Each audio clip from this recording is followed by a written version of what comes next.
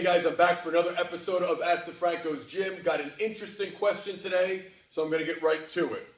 Joe, please don't take this email as me taking a shot at you, but I have an honest question regarding this new trend of breathing exercises. I completely understand the benefits of diaphragmatic breathing, but as a high school wrestling coach, I can't see the importance of incorporating this into our strength and conditioning sessions or our mat work. Seems to me it would turn into a goof-off session. Not to mention, in the heat of battle, I can't see any of my kids stopping to think about their breathing technique, LOL. I've never heard or seen anything from you on this topic, but saw breathing is one of the first things you teach on your CPPS course curriculum.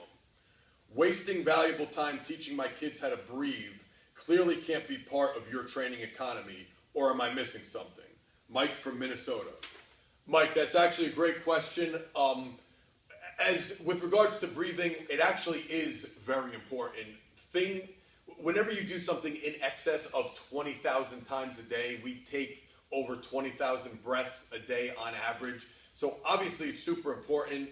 It's why Smitty and I place a huge emphasis in our CPPS course on breathing.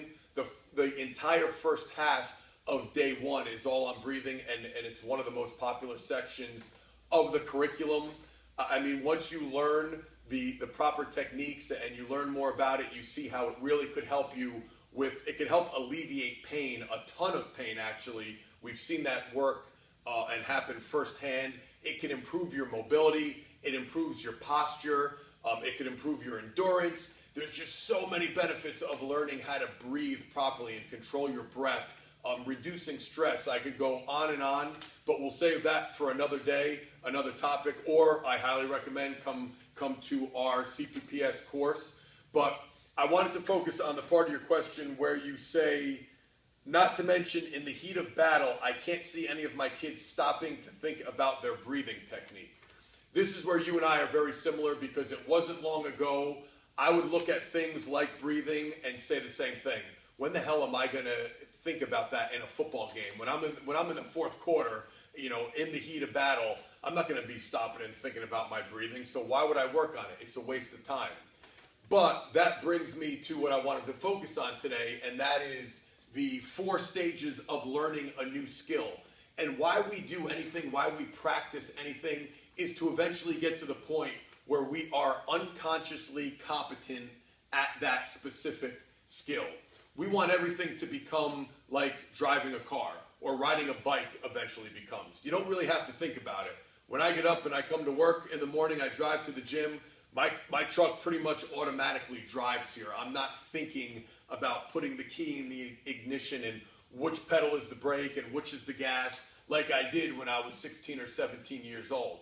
So I want to just kind of tie that in, and I think it'll clear things up for you. So the 4 stages of learning a new skill are, the first stage is when you are unconsciously incompetent. That basically means you don't know what you don't know. You're just kind of going through life. We'll take the breathing as an example. I'm sure most of the kids on your wrestling team are breathing, but they don't know that there's a proper way to do it. So they don't know what they don't know.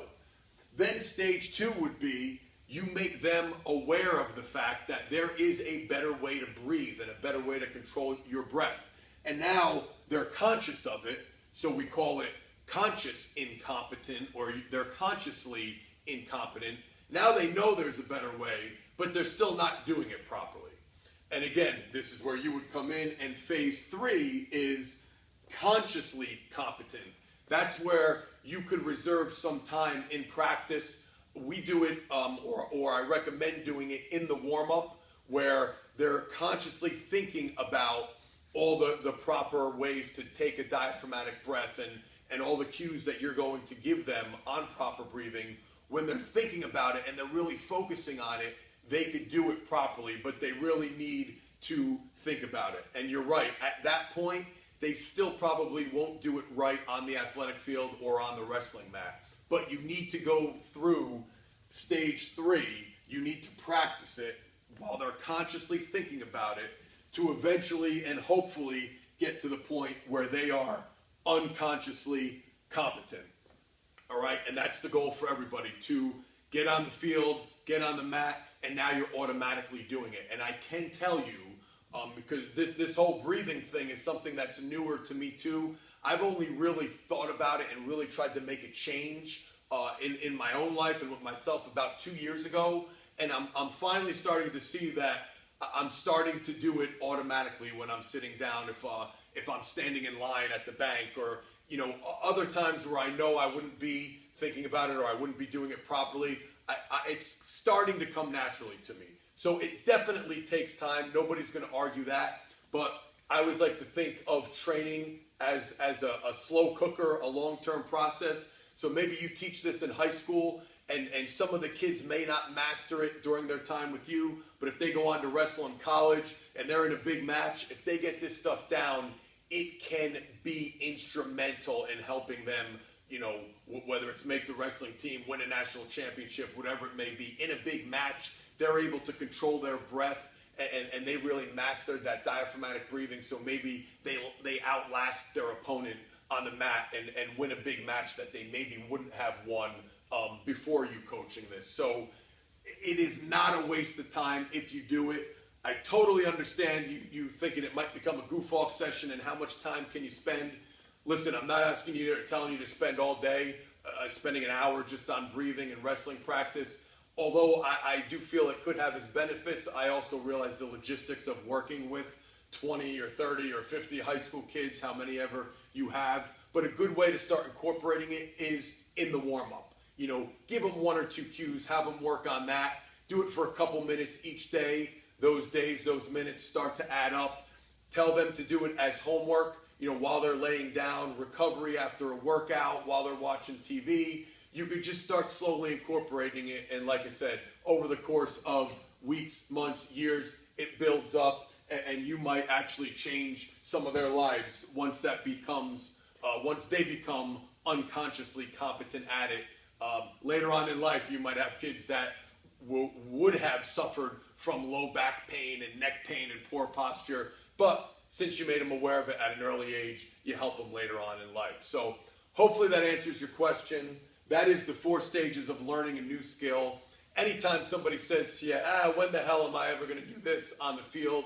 Just think of these stages, think more long-term, and I guarantee you will be successful. If the breathing thing interests you, check out cppscoaches.com, and you can hopefully sign up for our next seminar, our next certification. I hope to see you there.